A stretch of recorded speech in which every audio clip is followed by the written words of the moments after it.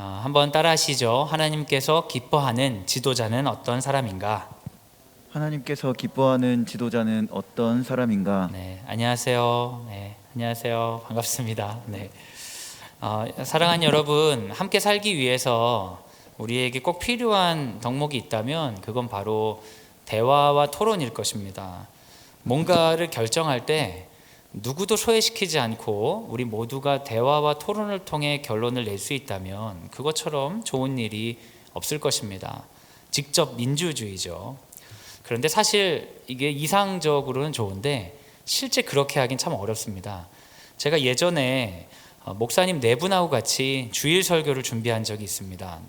이제 프로젝트 같은 거죠. 1, 2, 3, 4부를 각자 다른 목사님들이 설교를 하는데 설교 원고를 맞춰보자고 4명의 설교자가 모인 것입니다.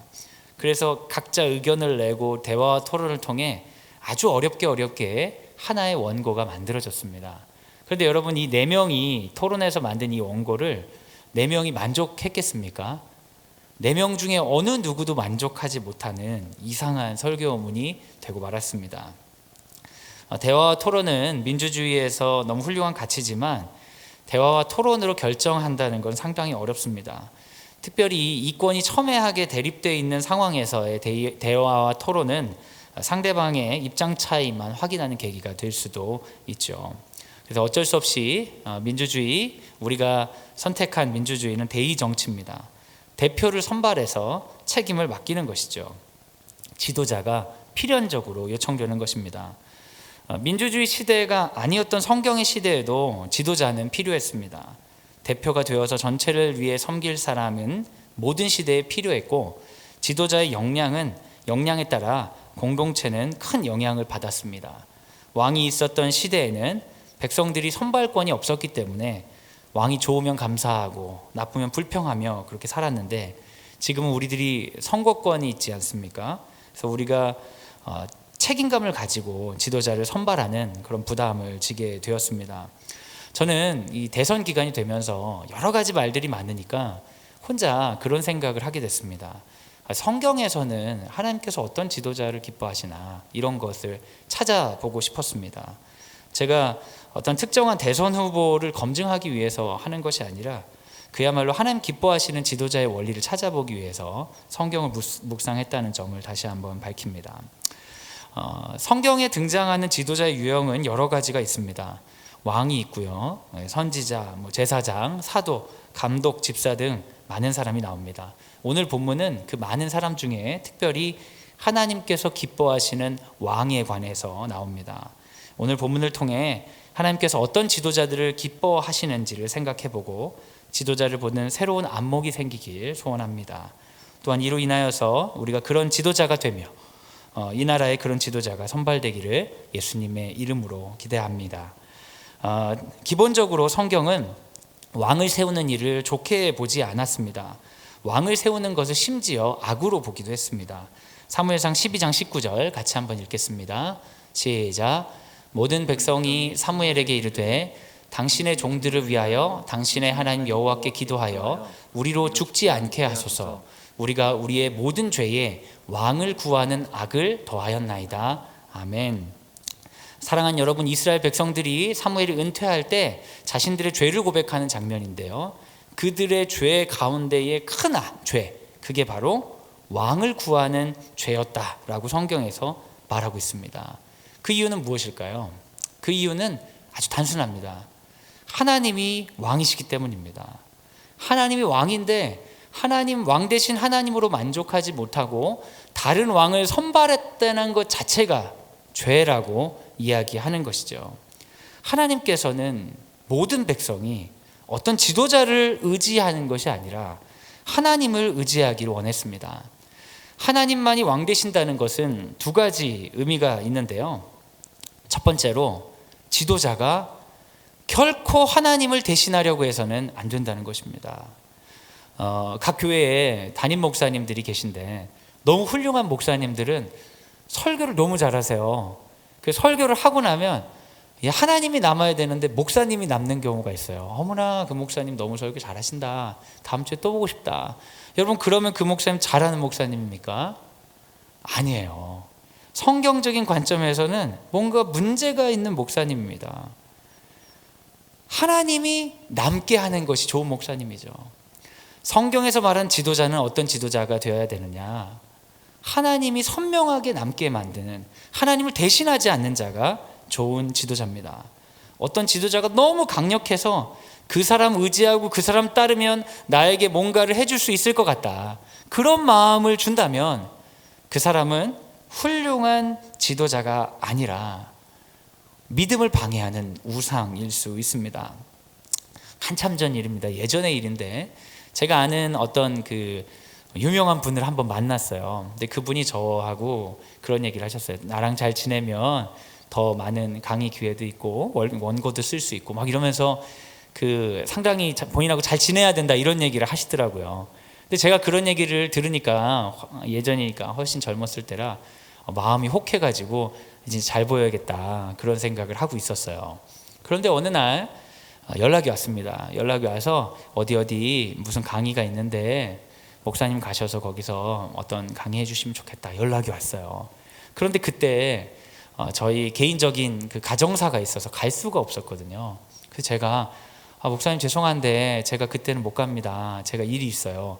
그런데 저는 그냥 편하게 얘기를 했는데 그 전화를 받으신 분이 굉장히 언짢아 하시더라고요. 약간 느낌이 어떤 거냐면 내가 기회를 줬는데 거절해? 약간 이런 느낌이더라고요. 그 전화를 끊고 제가 약간 심장이 콩닥콩닥 뛰었어요. 그때는 별 생각 없이 거절했는데 되게 언짢아 하시니까 나 이거 어디 가서 욕먹는 거 아니야? 저분이 막 괴롭히는 거 아니야? 막 이런 생각이 들더라고요. 그러면서 그날 밤에 되게 괴로웠어요. 아니면 바로 전화해가지고 제가 일정을 바꿨습니다, 얘기하신 대로 할 겁니다, 뭐 이렇게 했어야 됐나? 이런 생각을 하고 있다가 제가 하나님이 그런 마음을 주시는 거예요. 누가 왕이냐? 그 생각해보니까 제가 다른 교회 가가지고 하나님 전하는 일인데 그거 하나님이 주시는 일이지 그 목사님이 주시는 일이 아니잖아요. 그래서 그거 거절한 거 가지고 내가 이러는 거는 하나님을 섬기는 게 아니라 그분을 하나님처럼 생각한 거구나, 그런 생각이 들었습니다. 그래서 당당하게 거절했습니다. 그리고 나서 그분하고 이제 관계가 끊어졌어요. 다시는 기회가 없더라고요.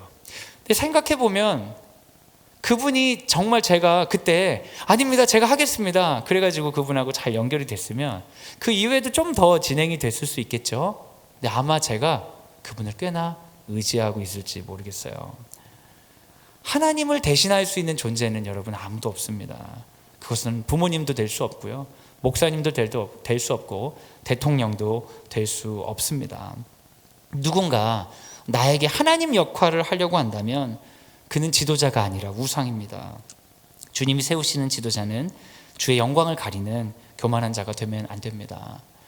두 번째로, 왕을 세우지 말라는 의미 가운데 있는 그 뜻은 인간에 관한 평등입니다.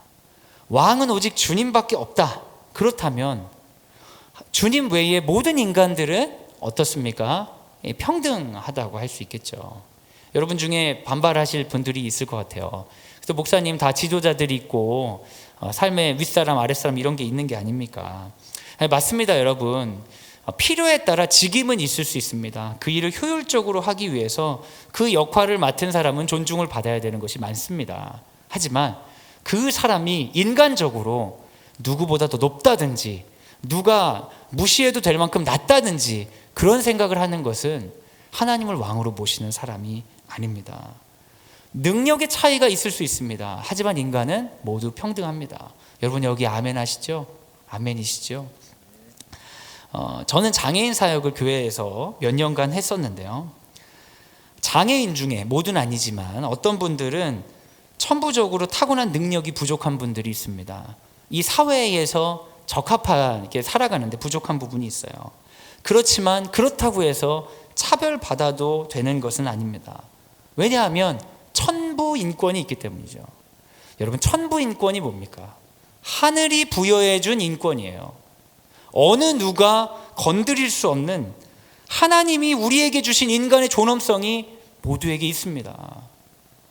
왕이신 하나님 외에 어느 누구도 사람을 차별해서는 안 되는 것이죠. 그래서 왕을 만들지 말라라고 하는 겁니다. 지도자는 섬기기 위한 제도이지 높은 자가 되기 위한 제도가 된 순간 하나님은 무시되고 권력은 남용됩니다.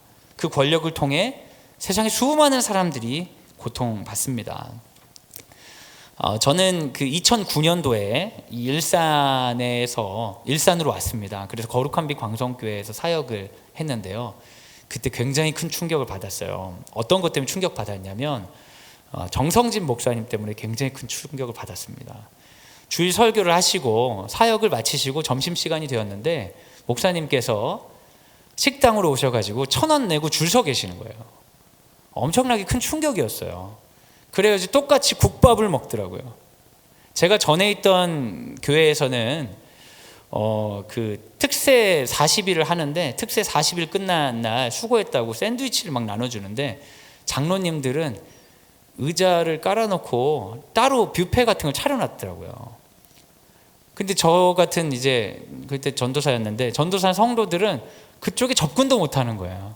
높은 사람과 낮은 사람이 있는 것처럼 느껴지는 거죠. 제가 어디 그 수련장에 간 적이 있는데요. 그 수련장에서 목사님들 그쪽 교회 수련장 목사님들이 식사를 하시는 걸 제가 봤어요. 근데 저희랑 똑같이 수련회에 온 강사들이랑 똑같이 같은 밥을 먹더라고요. 근데 한쪽에 상이 따로 차려져 있는데 우리들은 다 정수기물 뽑아 먹는데 거기는 에비앙이 넣어져 있어요. 얼음 컵에. 그래서 제가 물어봤어요. 저기 누구 자리예요? 그랬더니 이 수련은 담임 목사님 자리라는 거예요. 그래서 제가 진짜 한심하다. 전 그런 거 자주 봤습니다. 목사님들이 담임 목사님은 좋은 거 먹고 부목사님들은 작은 거 먹게 하는 거예요. 여러분 그런 거 진짜 이상한 겁니다. 일반적으로는 그럴 수 있거든요. 그런데 하나님을 믿는 사람들, 하나님을 왕으로 섬긴다는 사람들이 그런 행태를 부리는 것은 곧 심판 당하겠구나 이렇게 생각하시면 됩니다. 제가 정성진 목사님 보고 굉장히 놀란 건 제 아내도 목사님은 높은 사람이니까 다른 대우를 받아야 된다는 생각이 있었던 거예요. 제가 평생을 성경을 공부하고 전도사가 되어 사역을 하러 왔음에도 불구하고. 근데 여러분 그건 잘못된 생각입니다. 나중에 목사님이 건강상의 문제로 또 시간의 문제로 이제 식사를 올려주시긴 했지만 기본적으로 역할 때문에 다른 대우를 받는 건 이해할 수 있지만 인간을 차별할 수 있는 근거는 적어도 성경을 믿는 사람에게는 없습니다. 하나님께서는 권력형 지도자를 원하지 않으십니다. 그런데 여러분 너무 이상한 게 뭐냐면요. 인간들이 원해요. 하나님은 권력형 지도자를 원치 않으시는데 인간은 평등하길 원하면서 권력형 지도자를 끊임없이 추앙하려고 합니다. 하나님께서 이것을 아셨어요. 이스라엘 백성들이 시내산에 모여서 율법을 받고 광야에서 온갖 고생을 하다가 모압 평지에 이르러 이제 약속의 땅에 들어가기 직전에 하나님이 모세를 통하여 설교를 하시는 신명기 본문에 무슨 얘기가 나오냐면 너희가 나중에 분명히 왕을 세울 거다라고 하는 부분이 나와요. 신명기 17장 14절입니다. 같이 한번 읽겠습니다. 시작.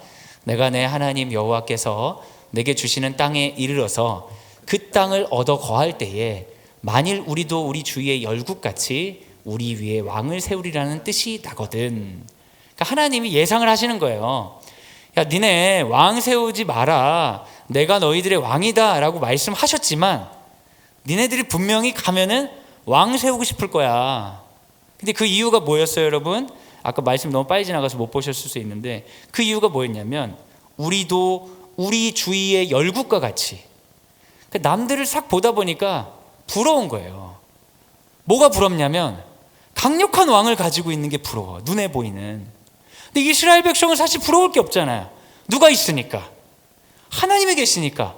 그런데 이상하게 하나님이 있음에도 불구하고 강력한 왕을 가진 민족들이 부러운 거예요. 왜요? 그들이 그 땅에 가서 눈에 보이지 않는 하나님을 잊어버렸기 때문에. 저들에겐 눈에 보이는 굉장히 분명하고 강력한 리더들이 있으니까 뭔가 그럴싸해 보는데 나에게 눈에 보이지 않는 하나님을 잊어버리니까 눈에 보이는 저들이 너무나 필요한 거죠. 여러분 왕이란 제도를 하나님이 좋아하지 않으십니다. 그런데 하나님은 이들의 선택을 막지 않으셨어요. 이미 알고 계셨어요. 지금은 광야고 힘드니까 나를 의지함이지만 가나안 땅에 들어가서 좀 풍족해지면 나를 의지하지 않고 왕을 세우고 싶을 거야 니들이. 그때 그냥 세우지 마. 니들 마음대로 세우면 안 돼. 열국이 부러워서 그대로 세우면 안 돼 하면서 원칙을 주시는 겁니다. 왕 제도는 하나님이 원하시지 않지만 그들이 그렇게 하실 것을 허용하시는 거죠. 하나님께서 선악과를 먹는 것을 원치 않으셨지만 그들이 먹었을 때 막지 않으셨습니다. 그때 예수님을 보내주셔서 우리를 구원해 주시죠. 우리는 하나님 원치 않는 선택을 하는데요, 주님은 그것을 막지 않으시고 그때에도 불구하고 하나님 뜻을 잊지 않기를 원하셨습니다.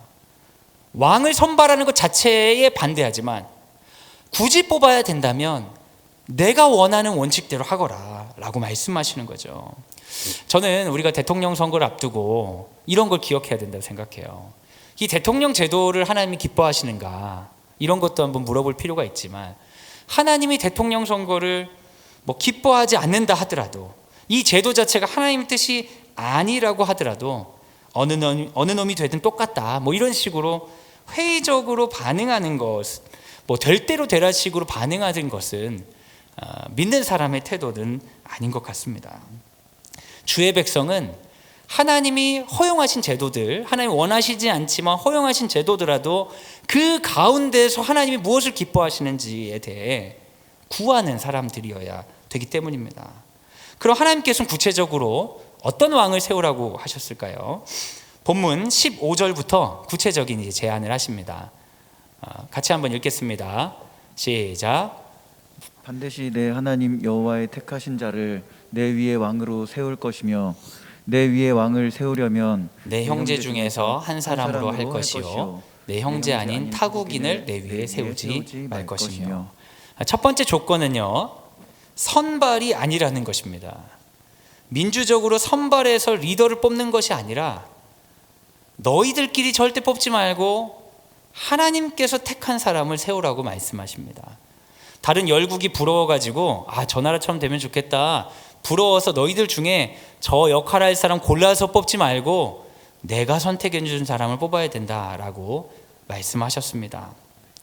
성경에서 사람을 선택하는 방법은 어떤 것이 있을까요? 초대 왕을 생각해 보시면 알겠죠. 여러분, 사울 왕은 누가 선정했습니까? 하나님께서 사무엘을 통하여 선정하셨죠. 다윗 왕은 어떠했나요? 다윗 왕도 마찬가지로 선지자를 통하여서 선택하셨습니다. 그리고 그 이후에는 세습됐죠. 자식들로 이렇게 세습되기도 하고 군사 쿠데타로 왕이 되기도 하고 그런 일들이 있었습니다. 근데 여러분, 그렇게 생각하면 우리의 지도자를 뽑기 위해서는 어떤 용한 예언자 한 명이 와가지고 누구를 저분이 하나님 선택했다 이렇게 골라야 되나? 이런 신비적인 생각을 할 수가 있죠. 근데 꼭 그런 방식만 있는 것은 아닙니다. 초대교회에서 잃어버린 제자의 수를 채우기 위해서 했던 방법이 있어요. 여러분 기억나세요? 여기 앉아 계신 분이 거의 없어가지고 혹시 기억나세요? 제자들 뭘로 뽑았는지? 네, 죄송합니다. 제비 뽑았어요. 제비. 네, 제비 뽑은 거 아시죠? 제비 뽑는 건 뭐예요? 우연에 기대는 거잖아요. 예언자를 통하여 하나님을 뽑고 우연을 기대어 하나님을 뽑고 그러면 그건 뭐야? 우리가 전혀 우리에게 지성을 주신 하나님께서 전혀 생각하지 말고 될 대로 되라 식으로 하나님이 알아서 뽑아주실 거야 하고 맡기란 얘기인가? 그렇진 않습니다, 여러분. 제비를 뽑았을 때 먼저 제자들이 선발을 했어요. 2명을. 요셉과 마띠아를 선발하고 그 중에 제비를 뽑죠. 뿐만 아니라 사도행전 13장에 바울과 바나바를 그 선교사로 선정하는 과정에서도 많은 사람들이 기도하고 금식하면서 하나님께서 주신 마음으로 합의를 하는 부분이 있습니다. 기도하면서 공동체가 결정하는 것이죠. 하나님께서 자기 사람을 택할 때 기적적인 방법, 우연을 가정한 방법으로 하실 때도 있지만 공동체 안에서 하나님께서 적법한 방법을 통하여서 선정하실 때도 있다는 것입니다. 근데 이 두 방법에 공통점이 있어요. 그건 바로 사람을 세울 때 반드시 하나님과 소통한 후에 세워야 된다는 것이에요. 기적적인 방법이든 아니면 인간들이 이해할 만한 적법한 방법이든 하나님과 소통하지 않고 세우는 것을 하면 안 된다. 성경에서는 그렇게 이야기하고 있습니다. 그래서 여러분, 우리가 누군가를 선정할 수 있는 기회가 있다면, 우리가 어떤 지도자에 대해서 대화하고 토론하고 뽑아야 되는 기회가 있다면, 다른 사람들은 모르겠지만 믿는 자들은 반드시 뭐 해야겠어요? 하나님 앞에 기도해야 됩니다. 여러분, 우리 그 금요철야에 대부분 그 투표를 하실 수 있는 분들만 들으실 것 같아요. 선거권이 없는 분들은 이 시간 주무실 확률이 높죠. 여러분, 우리가 대통령 선거에 참여할 수 있다면, 그러면 우리는 뭐 해야 됩니까? 그 대통령이라는 직임에 관해 기도하고 선거해야 됩니다. 하나님께서 기뻐하시는 선택 될 수 있도록 기도해야 됩니다. 대통령직을 통해 주의 영광 드러날 수 있도록 하나님 인도해 주시옵소서 기도해야 됩니다. 우리가 애써 투표했는데 막상 된 대통령이 이스라엘 역사 가운데 있었던 아합 왕 같은 사람일 수 있습니다. 헤롯 왕 같은 사람일 수 있어요. 시대의 악인이 왕이 될 수도 있죠. 근데 그건 상관없어요. 어떤 의미냐면 우리가 통제할 수 없는 거죠. 우리가 선정하고 싶은 사람, 우리가 보기에 기도하고 다윗 왕 같은 사람을 뽑는데 우리가 원하든 원하지 않든 어떤 사람이 될 수 있어요. 근데 누가 되든지 간에 하나님 앞에서 우리는 다른 질문을 받을 수 있어요. 너 누구 뽑았냐가 아니라 너 기도했냐? 하나님 앞에서 뽑았냐? 하나님 그거를 우리에게 분명히 물으실 것입니다. 어떤 경우든지 우리는 기도해야 됩니다. 주여, 아합같이 주께서 기뻐하지 않는 자가 아니라 다윗 같은 자 되게 하여 선정하여 주옵소서. 그가 지금 아합 같은 자더라도 다윗처럼 하나님 사용하여 주시옵소서. 하나님 기뻐하시는 이 나라 되도록 인도하여 주옵소서. 이번 기회에, 선거하는 이번 기회에 나라를 위해서 여러분 뜨겁게 기도하고 투표에 참여하시기를 소원합니다. 첫 번째는 이렇게 하나님이 택한 사람을 뽑으라고 했는데, 그 다음 것은 또 15절에 나옵니다. 우리 15절 다시 한번 읽겠습니다. 시작. 반드시 내 하나님 여호와의 택하신 자를 내 위에 왕으로 세울 것이며, 내 위에 왕을 세우려면 내 형제 중에서 한 사람으로 할 것이요 내 형제 아닌 타국인을 내 위에 세우지 말 것이며. 두 번째는 어떤 겁니까? 형제 중에서 세워라 라고 이야기하고 있어요. 이방인을 세우면 안 된다라고 말합니다. 여러분, 이 얘기를 딱 들으면 굉장히 그 배타적인 유대인들의 방식이라고 생각하실 수도 있습니다. 실제로 율법에는 어떤 부분이 있냐면 가나안 땅에 들어가서 이방인과 결혼도 하지 말라고요. 섞이지 말라고 굉장히 많이 말합니다. 이것은 하나님께서 유대인의 혈통적인 순수성을 지키라고 하신 것일까요? 여러분, 그렇지 않습니다. 유대인의 혈통적 순수성은 이미 많이 섞여 있습니다. 그런데 하나님께서 그 땅에 가서 이방인을 리더로 세우거나 이방인과 결혼하지 말라고 한 이유는 믿음의 민족으로서의 정체성 때문입니다. 열왕기상 11장 2절 같이 한번 읽겠습니다. 시작. 여호와께서 일찍이 이 여러 백성에 대하여 이스라엘 자손에게 말씀하시기를 너희는 그들과 서로 통혼하지 말며 그들도 너희와 서로 통혼하게 하지 말라. 그들이 반드시 너희의 마음을 돌려 그들의 신들을 따르게 하리라 하셨으나 솔로몬이 그들을 사랑하였더라. 사랑하는 여러분, 결혼하지 말라고 하는 이유가 있습니다. 그것은 혈통적 순수성을 지키라는 것이 아니라 다른 것들이 마음을 갈라놓기 때문이에요. 마음을 돌려 그들의 신을 따르게 할 것이라고 말하기 때문입니다. 민족 정체성이 흐려지기 때문에 다른 사람을 뽑지 말라는 거예요. 사랑하는 여러분, 민족 정체성은 뭐냐면 형제의식이 있는 겁니다. 내가 잘 되기 위해서 이 공동체를 이용하는 사람들은 형제가 아니라 이방인입니다. 형제는 어떤 사람이냐? 내가 선정이 되든 안 되든 이 공동체가 잘 되어야 된다고 믿는 사람이 형제예요. 여러분, 그 지방에 가면 수도권 말고 지방에 도지사나 시장 선거를 나가시는 분들 중에 그 지방에 살지 않는 분들이 있어요. 수도권에서 지역 민심을 이용해서 선발되기 위해서 그 지역에 가서 그 투표를 하시는 거죠. 선거 운동을 하셔서 되시는 거예요. 근데 그분들이 임기가 끝나면 그 지역에 살겠습니까? 다시 수도권으로 오시겠습니까? 거의 대부분 수도권으로 옵니다. 사실 그 사람들은 우리 지역을 위해 날 뽑아 주십시오, 이 지역을 내가 사랑합니다 이야기했지만 그들은 이방인이에요. 왜냐하면 그 땅에 대한 사랑이 없기 때문에. 자기가 권력을 쟁취하기 위해서 그 땅을 이용한 것이지 그 땅의 형제로서 자기를 드릴 생각이 없는 것이죠. 성경에서도 중요한 리더의 그 비유가 있는데, 성경에서는 가장 훌륭한 리더로서 목자를 듭니다. 목자와 대비되는 리더가 사꾼이죠. 목자와 사꾼의 큰 차이는 뭐냐면, 목자는 양이 자기 거예요. 근데 사꾼은 양이 자기 게 아니라 남의 거예요. 그래서 사꾼은 양을 섬기곤 있지만 실제로 그의 중심에는 돈을 섬기는 자죠. 돈 안 줘요? 그러면 사꾼은 양을 버리고 갑니다. 그런데 목자는요, 양을 섬기는 거예요. 아무도 돈을 주지 않아요. 그래도 양을 섬기는 거예요.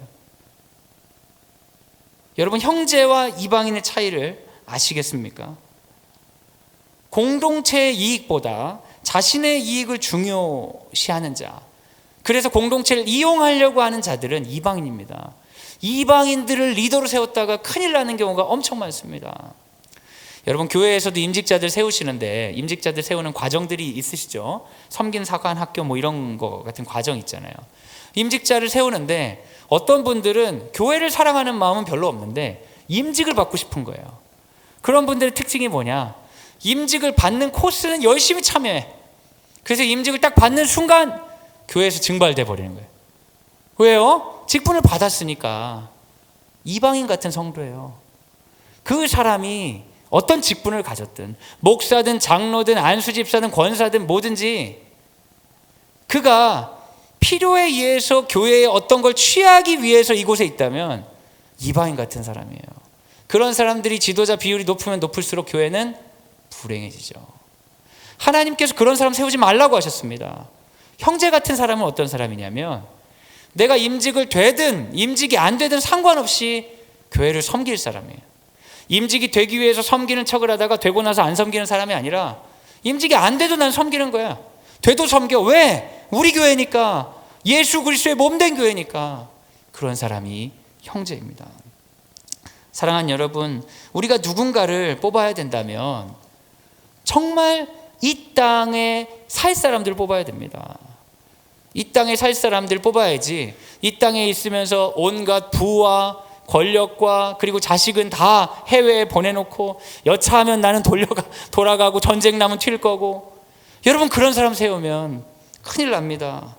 그런 사람들은 아주 하나님께서 기뻐하시지 않는 사람일 뿐만 아니라 나라를 팔아먹는 사람이죠. 대통령이 되든 되지 않든, 자신이 권력을 가지든 그렇지 않든 나는 이 나라를 위해 살겠습니다.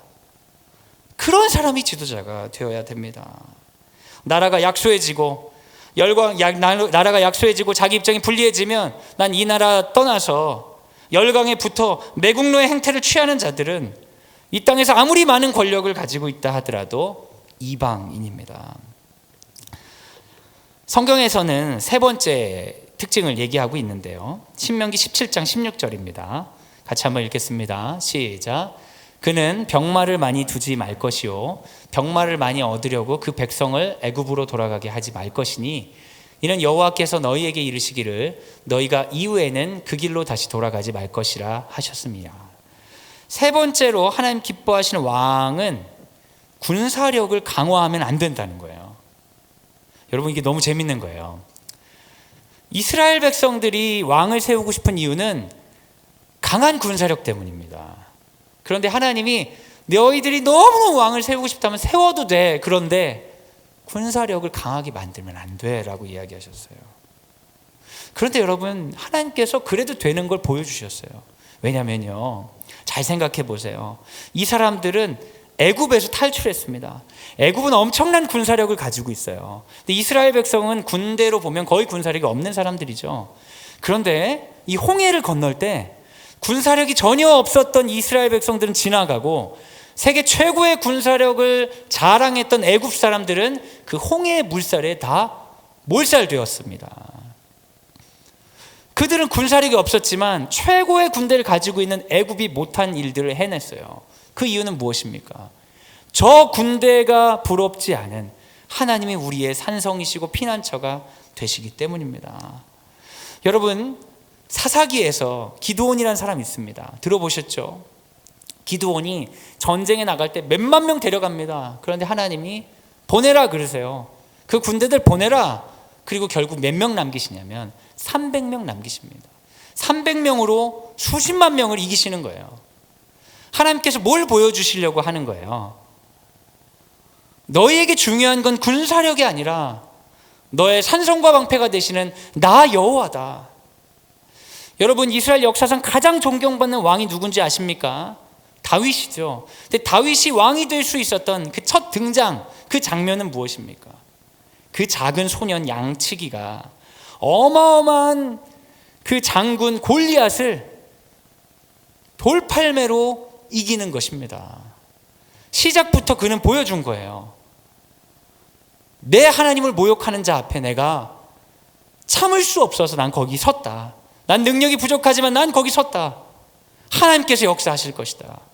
그걸 보여주는 사람을 지도자로 세워야 된다고 말씀하시는 거예요. 여러분, 이스라엘은 애굽을 탈출했습니다. 애굽은 군사력이 엄청나죠. 근데 탈출해가지고 가나안 땅에 모여서 그들이 군사력을 키운다면 어떻게 되냐면, 아 맞아, 우리가 탈출했던 그 애굽이 최고였는데 애굽처럼 되고 싶어. 그래서 성경에 뭐라고 나옵니까?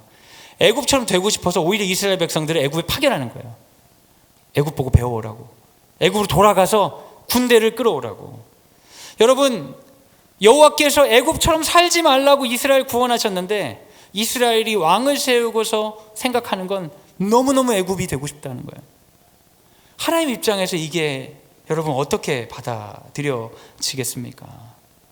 만약 왕이 군대를 강화해서 그러한 평가를 받게 한다면 세상적으로 훌륭한 왕일지 몰라도 하나님 입장에서는 하나님의 영광을 가로채는 악마적인 역할을 하는 것입니다. 신명기 17장 17절은 그 다음 네 번째 특징이 나옵니다. 같이 한번 읽겠습니다. 시작. 그에게 아내를 많이 두어 그의 마음이 미혹되게 하지 말 것이며 자기를 위하여 은금을 많이 쌓지 말 것이니라. 하나님께서 기뻐하시는 왕의 네 번째 특징은 개인적인 영달에 집중하는 자를 조심하라는 것입니다. 성경 시대는 가부장제 시대이기 때문에 아내가 많은 것에 대한 윤리적 문제는 크게 없습니다. 그런데 여러분, 부자가 아니면 아내를 많이 둘 수가 없어요. 하반절에 자기를 위해 은과 금을 많이 쌓지 말라는 경고와 함께 아내가 많이 있고 은금이 있다는 것은 굉장히 부를 축적한 자라는 뜻입니다. 자기를 위해 부를 추구하고 욕구를 위해 많은 아내를 두는 자, 탐심이 많은 자를 세우지 말라라고 이야기합니다. 탐심이 많은 자를 세우지 말라는 것은 역으로 얘기하면 하나님께서 기뻐하신 지도자는 나눌 수 있는 자여야 된다는 것이죠. 자기를 중심으로 많이 쌓아두는 자는 자격 미달입니다. 수많은 아내 때문에 마음이 미혹된다고 또한 써있죠. 여러분, 제가 사실은 굉장히 악한 사람인데 타락할 기회를 잡지 못했습니다. 왜냐하면 제가 돈이 많지가 않아요. 제가 돈만 많았으면 엄청 타락할 수 있는데 타락을 할 수가 없어요. 기회가 없어가지고. 근데 여러분, 성경에서 돈이 많고 많은 아내를 둘 수 있는 이 사람을 조심하라는 것은 그 사람의 개인의 특성을 넘어서 부가 많아지고 자신의 욕구를 마음대로 발현할 수 있는 위치에 가면 타락하기 쉽기 때문입니다. 그런 사람들은 주변을 돌아보지 못하고 교만해지기 때문이죠. 성경에서 딱 이와 같은 왕이 있었어요. 군대를 강화하고 아내가 많고 은금이 넘쳤던 왕이 있었습니다. 누구였을까요? 여러분 잘 아시는 지혜의 왕이라고 불렀던 솔로몬입니다. 여러분, 솔로몬 하면 지혜의 왕이고 아주 위대한 왕으로 생각하시고 교회 학교에서 솔로몬은 상당히 대단한 사람인 것처럼 이야기되지만 그는 군사를 모으고 은금을 모으고 아내를 많이 두고 심지어 그녀들의 우상까지도 모아두는, 하나님 보시기에 기쁘지 않은 왕이었습니다. 솔로몬 시대가 이스라엘 역사상에는 최고의 절정기입니다. 솔로몬 시대 같았으면 좋겠다라고 백성들은 생각할지 모르겠으나 하나님은 그렇게 생각하지 않으셨어요. 그가 성전도 짓고 왕궁도 짓고 대단한 시대라고 여겼을지 모르지만 그 시대에 그늘이 있는 것입니다. 열왕기상 11장 9절에서 11절 같이 한번 읽겠습니다. 시작. 솔로몬이 마음을 돌려 이스라엘의 하나님 여호와를 떠남으로 여호와께서 그에게 진노하시니라. 여호와께서 일찍이 2번이나 그에게 나타나시고 이 일에 대하여 명령하사 다른 신을 따르지 말라 하셨으나 그가 여호와의 명령을 지키지 않았으므로 여호와께서 솔로몬에게 말씀하시되 내게 이러한 일이 있었고 또 내가 내 언약과 내가 내게 명령한 법도를 지키지 아니하였으니 내가 반드시 이 나라를 내게서 빼앗아 내 신하에게 주리라. 사랑하는 여러분, 솔로몬은 훌륭한 일을 많이 했습니다. 근데 문제는 그가 자기에게 너무 취해버렸다는 거예요. 자아도취에 빠졌어요. 남들이 자기에게 나쁜 말을 할 수 있는 여지를 두지 않았어요. 여러분, 권력이 너무 많이 강한 자들은 마음이 약해집니다. 그래서 비판을 듣지 못해요.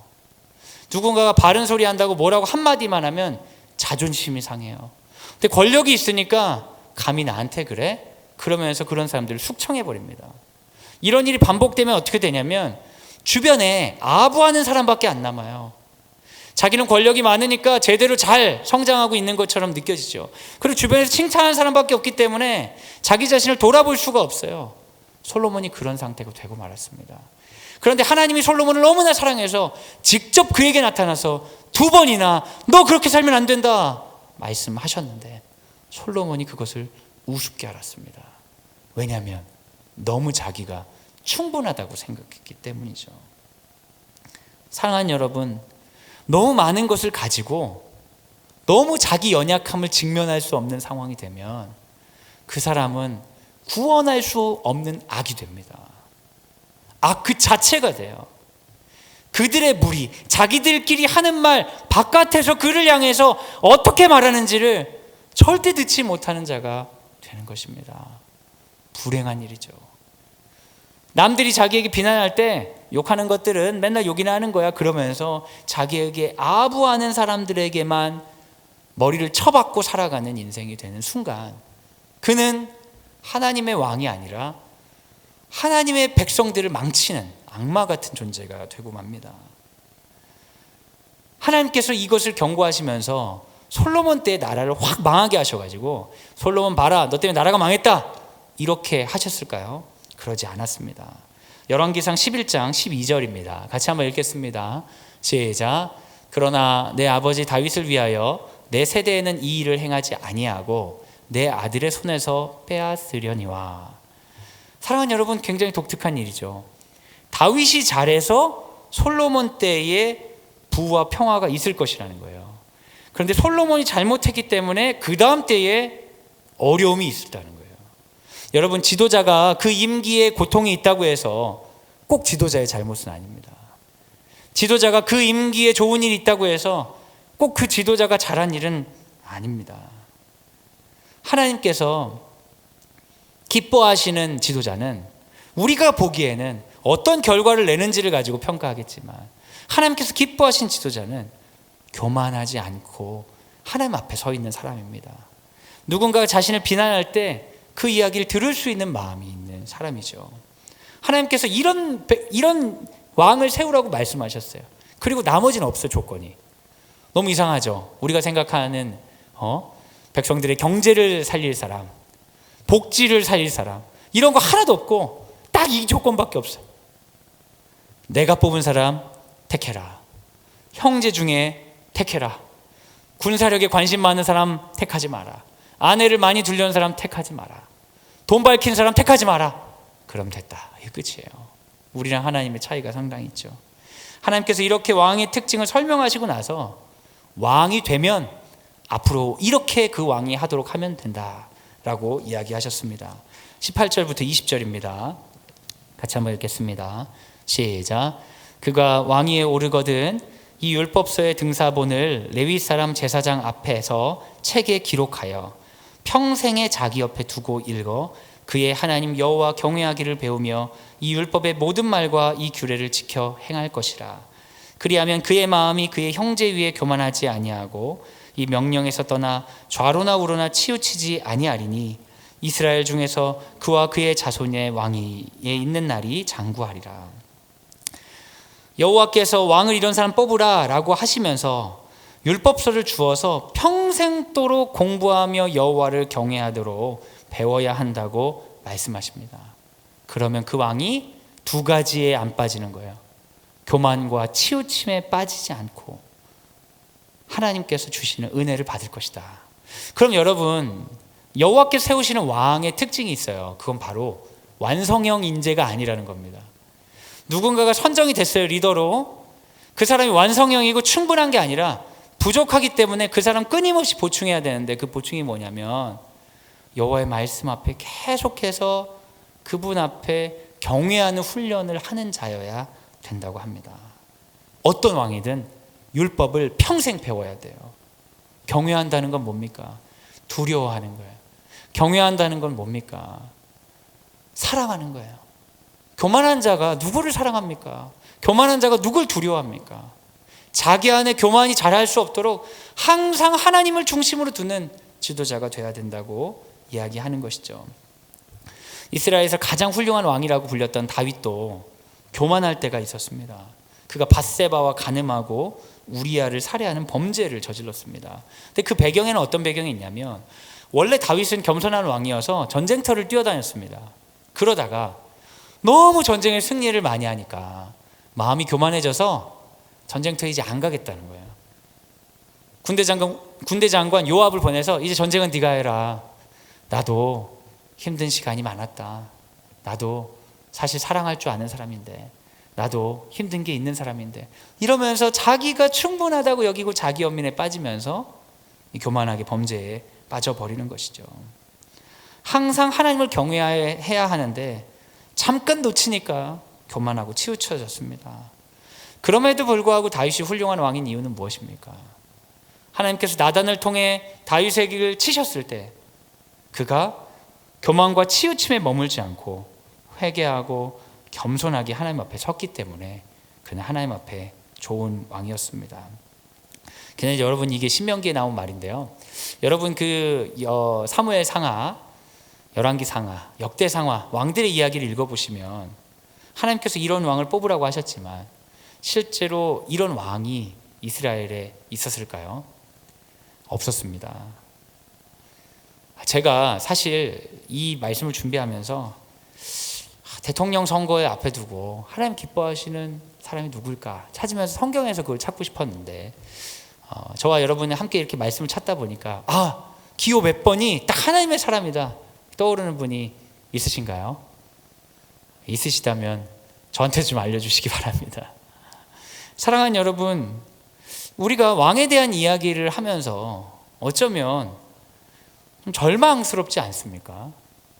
하나님은 이런 왕을 뽑으라고 하셨는데 이스라엘의 역사 속에 그런 왕은 거의 없었고, 그리고 지금 이 시대의 리더들은 전쟁을 일삼고 자기 권력을 위해서 애쓰다가 아주 추악한 말년을 보내는 사람들이 많습니다. 하나님, 이게 거리가 너무 먼데요. 우리가 어떻게 해야 될까요? 저는 이 말씀을 묵상하면서 하나님께서 왕을 세우라고 하시고 왕이 적법하지 않았을 때 하셨던 방법을 여러분에게 소개하고 싶습니다. 그건 뭐냐면, 왕을 뽑을 거면 이렇게 뽑으라 라고 하셨지만 대부분의 왕이 그렇지 않았을 때 하나님이 하신 방법이 뭐냐면 왕이 아닌 선지자를 세우시는 거예요. 우리가 기대하는 권력자들, 그 사람들이 잘해야 이 나라가 잘 되고 잘못하면 이 나라가 망하고 그들에게 역량과 그들에게 모든 책임이 있다고 생각하지 않고, 주의 백성들은 하나님을 의지하면서 그 권력과 상관없이 선지자를 우리들 가운데, 평신도 가운데 누군가를 세워서 이 땅의 지도자로 쓰신다는 거예요. 사랑하는 여러분, 대통령 선거를 위해서 우리가 기도하고 좋은 분이 선발되기를 애써 뽑아야 됩니다. 하지만 그 사람이 좋은 사람이건 좋지 않은 사람이건 보다 더 중요한 것은 우리의 왕은 여전히 하나님이시고 하나님께서는 우리를 사용하기 원하신다는 거예요. 우리가 있는 자리에서 그 사람이 의인이든 악인이든 그것과 상관없이 우리는 있는 자리에서 의인으로 지도자로 하나님이 쓰기를 원하신다는 것입니다. 선지자와 같이 쓰임받기 원하는 그런 소원이 우리 가운데 있기 원합니다. 그리고 또 한 가지는 대통령 후보들을 보면서 그들 가운데 하나님을 경외하는 자가 없지 않습니까? 근데 우리가 우리 자녀들한테 그렇게 가르친 적이 있나? 야, 공부 열심히 해야 돼, 돈 많이 벌어야 돼, 그런 얘기 많이 하는데 하나님을 경외하는 지도자가 돼야 돼, 이런 꿈을 심어주면서 키웠던 우리 자녀들이 있을까? 그런 생각을 해보게 되었습니다. 사랑하는 여러분, 우리가 세상에 대해 회의하고 회의적으로 생각하고 반응하는 걸 넘어서 지금 우리 눈앞에 있는 자녀들과 젊은이들에게 하나님을 경외하는 리더가 되라고 도전하고 그들을 가르치기 위해서 우리의 재산과 우리의 시간들을 쓰는 것들을 해야 될 것 같습니다. 시간이 지나서 교회가 점점 줄어드는 시대가 되었는데 하나님을 경외하는 자들, 리더가 남지 않으면 대한민국 땅에 하나님께서 세우고자 하는, 하나님께서 기뻐하시는 사람들이 씨가 말라버릴지도 모르겠습니다. 단순히 기도할 뿐만 아니라 우리가 심어주는 꿈을 바꿔 지금 우리 자녀들은 믿음으로 키워야 될 것 같습니다.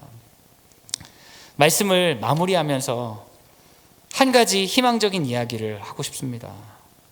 사실 이스라엘 역사 가운데 그와 유사한 왕은 거의 볼 수 없었고 우리 삶 가운데 지도자 가운데 그런 지도자는 거의 찾을 수 없었지만 인류 역사 가운데 하나님 마음에 딱 합한 그 지도자가 없었던 것은 아닙니다. 실제로 계셨습니다. 겸손하신 왕, 군사를 의지하지 않고 자기 영달을 의지하지 않고 목숨을 내어주신 왕, 한 분 계셨습니다. 그분이 누구십니까? 바로 예수님이십니다. 사랑하는 여러분, 그 예수께서 우리에게 목자가 되어주신다고 말씀하십니다. 시대가 어떠하든지 간에 우리는 왕이 있습니다. 그 왕을 붙들고 이 시대 가운데 하나님 기뻐하시는 일들을 선택하는, 주께서 사랑하시는 그런 지도자가 되는 우리가 되기를 예수님의 이름으로 소원합니다. 이 시간 우리 같이 한번 기도하면 좋겠습니다. 우리 같이 기도할 때 먼저는 대통령 선거를 위해서 함께 기도하면 좋겠습니다. 대통령 선거를 위해서가 아니라 이 나라와 민족을 위해 기도하기를 원합니다. 하나님께서 우리 민족의 왕이심을 선포했으면 좋겠습니다. 그리고 어떤 사람이 선발되든지 간에 그를 통해 아합과 같은 악한 역사가 아니라 다윗과 같은 역사 있을 수 있도록 주님 인도하여 주옵소서. 우리 각자 유권자들에게, 우리 믿음에 있는 유권자들에게 주의 영을 부어주셔서 잘 분별하게 하여 주시고 하나님께서 기뻐하시는 것을 선택할 수 있도록 인도하여 주시옵소서 기도하기 원합니다. 그리고 또 기도할 것은, 하나님, 세상의 권력들을 보면서 불평하고 이 세계에 대해 회의적으로 생각할 넘어서서 주님, 내가 여기 있습니다. 나를 사용하여 주옵소서. 내가 주님 기뻐하시는 지도자 되겠습니다. 왕대신 예수 앞에 있는 지도자 되겠습니다. 나를 써주시옵소서. 그렇게 기도했으면 좋겠습니다. 마지막으로 드리고 싶은 기도 제목은 우리 다음 세대를 위한 기도 제목입니다. 사랑하는 여러분, 우리 다음 세대들이 세상의 권력자가 되는 꿈 가운데 취해 있지 않도록, 돈만 잘 벌면 되고 인정받으면 되고가 아니라 하나님 기뻐하시는 하나님 나라를 위한 목자 되기를 소원하는 리더들이 우리 교회 교회학교에서 일어나게 하여 주시옵소서. 우리 청년들 가운데 어떻게 취직할까, 어떻게 먹고 살까를 넘어서서 이 민족을 위해 하나님께 쓰임받고 싶습니다. 그렇게 일어나는 역사들이 있게 하여 주시옵소서. 이 시간 주여 한번 외치고 우리 다 같이 기도 제목을 가지고 기도하도록 하겠습니다. 주여.